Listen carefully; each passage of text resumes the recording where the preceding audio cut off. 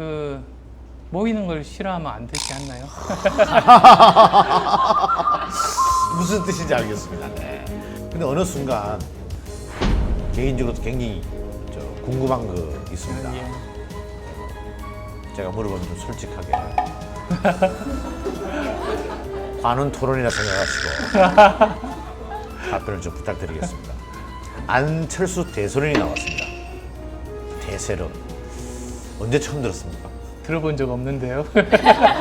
아, 이러시면 안 됩니다. 이러시면 토론이 안 됩니다. 아니, 여기서 왜 오리발 내십니까? 세상이 다 아는데. 그거 정확하게 언제, 몇 시에, 어디서 들었습니까? 그걸 말씀을 해주셔야 됩니다. 저희들은 목적은 거기에 있습니다. 언제 들었습니까? 근데 저는 정치를 하겠다고 이야기한 적도 없고, 그리고 또 제 생각을 소상히 밝힌 적도 없는데 네네. 지지율이 모였어요. 네네. 그래서 그때 저에 대한 지지율은 정치를 하시겠다고 한 분들의 지지율과는 다른 거라고 생각을 했죠. 그래서 이게 저보고 정치하라고 하는 지지율이라고 오해하면 그건 제 교만이라는 생각이 들어요. 그런데 그 지난 9월 정확하게 이제 10개월 전입니다. 예. 시장 출마설이 빵 터졌습니다. 네. 그냥 물어보겠습니다. 그때 출마하려고 하셨죠? 아, 그런 건 아니에요. 그러니까 사실 시장 출마를 해볼까라고 이제 고민을 10% 정도 한 것 같아요. 그래서 청춘 콘서트가 그때 이제 9월에 끝나기로 돼 있었거든요. 네네네. 그거 끝난 다음에 한번 치열하게 고민을 해보자. 그 정도였었어요. 근데 갑자기 신문 기사가 떴죠. 직전 단계다. 결심하기 직전 단계라고 90% 진도 나갔다고 이렇게 보도가 되면서 네네. 사실은 이제 여러 가지 그 혼란이 그때 온 거죠. 그럼 전혀 생각이 없으셨던 겁니까?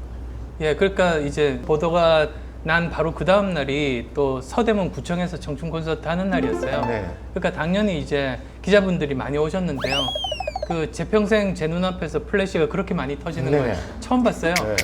그래서 예, 한참 동안 이제 잘 앞이 안 보이더라고요.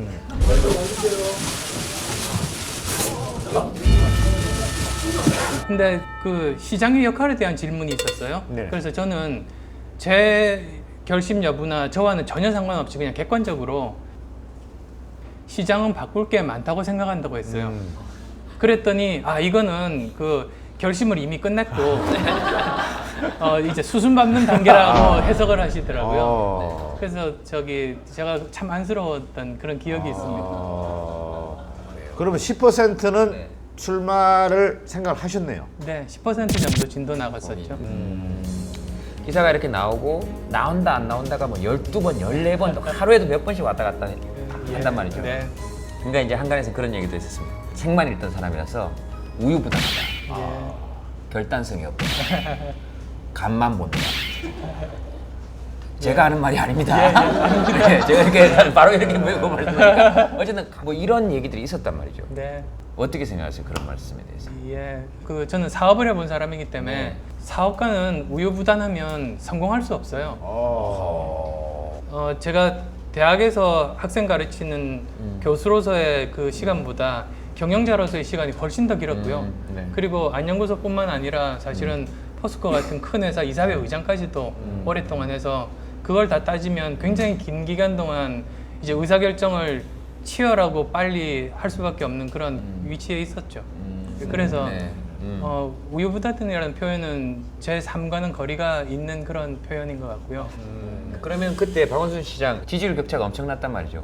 그때는 출마 포기, 양보 뭐 이런 표현을 썼습니다. 그 빠른 선택이 이루어졌잖아요. 언론에서 기정사실화를 하고 하시니까 빠른 시간 내에 결심을 해야 되겠다고 생각을 했었어요. 17분 만에 예, 양보하셨습니다. 그 당시에 시간을 잰 사람이 없어서요.